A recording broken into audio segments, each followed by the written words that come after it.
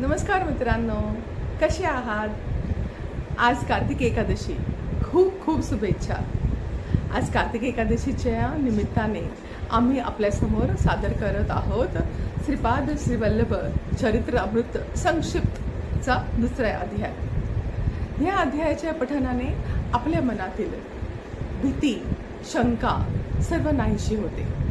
हा अध्याय जेव्हा तुम्ही ऐकाल तुम्हाला लक्षात येईल आपल्या मनामध्ये जे भावना असतात ना, क्रोध, लोभ, राग, मद, मत्सर, काम, या भावनांमधून जेव्हा आपल्याला मुक्ती मिळेल तेव्हा श्रीपाद श्रीवल्लभाची कृपा आपल्यावर त्वरित होते आणि आपल्याला जी काही इच्छा असेल ती लगेच पूर्ण होते.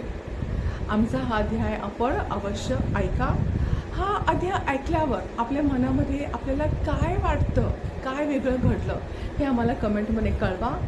आमच्या चॅनलला लाईक आणि सबस्क्राईब अवश्य करा. श्रीपाद राजन शरण्यं प्रपद्ये.